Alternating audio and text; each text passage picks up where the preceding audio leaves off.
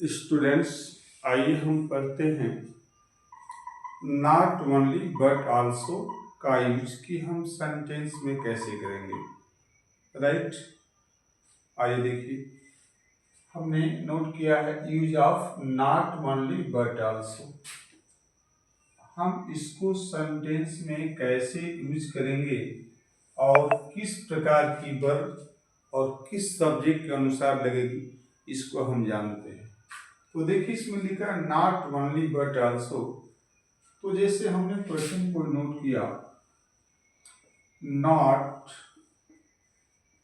Only Mohan but also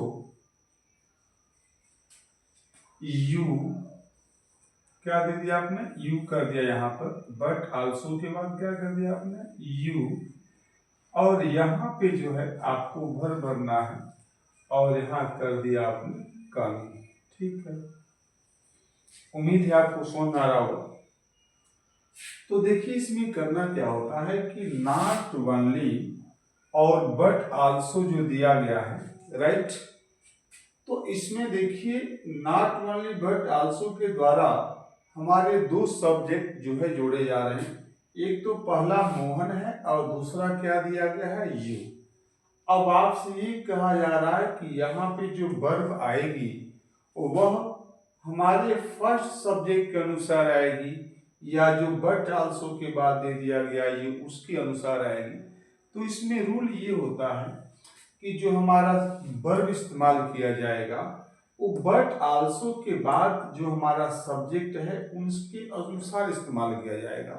यदि हमारा ये सब्जेक्ट सिंगुलर है तो वर्ब हमारी सिंगुलर होगी, और ये सब्जेक्ट अगर प्लूरल है तो वर्ब हमारी क्या होगी, प्लूरल होगी। तो देखिए यहाँ पे जैसे यू दे दिया गया, ये प्लूरल है, इस वजह से यहाँ पर जैसे मान लीजिए आपका ऑप्शन में दे दिया गया है इज और दे दिया गया है आर, और आपसे कहा जा रहा है कि फिल द करेक्ट वर्ब या tick the correct verb.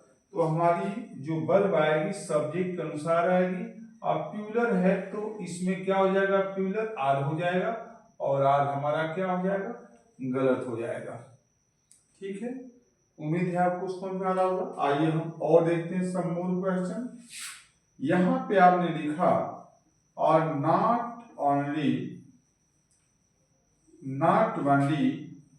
You but also he दे दिया गया, बट आल्सो ही, और उसके बाद स्पेस दे दिया गया है, और यहाँ ब्रैकेट में माने दे दिया गया है वाच, और दे दिया गया है वर्ब, गोइंग दे दिया गया है मान लीजिए। तो आपसे कहा जा रहा है कि टिक द करेक्ट वर्ब, तो आप कैसे करेंगे, यहाँ पे कंफ्यूजन आपको आ सकती है। तो ये ध्यान रखना है रूल को कि कभी भी not only but also say अगर दो सब्जेक्ट जुड़े हों, जैसे यू दे दिया गया, ही दे दिया गया, दो सब्जेक्ट जुड़े हों और आपसे कहा जाए कि फिल द करेक्ट वर्ब, सही वर्ब को भरिए, तो उसका आसान तरीका यही है कि जो बट आल्सो के बाद जो सब्जेक्ट आ रहा है उसको देखना है कि वह सिंगुलर है या प्लूरल। यदि वह सिंगुलर है तो वर्ब हमारी सिंगुलर लगेगी, अगर ये प्लूरल है तो वर्ब हमारी प्लूरल लगेगी। तो देखिए ही हमारा सिंगुलर है, और सिंगुलर की वजह से हमारी वर्ब जो आएगी वो क्या आएगी, वाज हो जाएगी। ठीक है, ऐसे आप कर सकते हैं। कुछ और भी क्वेश्चन देखते हैं। जैसे आपने लिखा not only they but also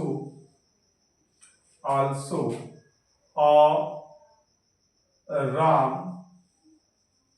और यहाँ पे जो है आपको स्पेस दे दिया गया है, यहाँ पे हैज और हैव दे दिया गया है, फिर आपका दे दिया गया है पास्ट। अब इसमें आपसे कहा जा रहा है कि फिल द करेक्ट वर्ब, तो आपको कुछ परेशान नहीं होना है। नॉट ओनली पहला कंजक्शन है, दूसरा बट आल्सो है। आप इसमें आपको ये देखना है कि नॉट ओनली बट आल्सो के द्वारा दो सब्जेक्ट जुड़ा गया, एक तो आपका दे है और दूसरा क्या सब्जेक्ट है आपका राम।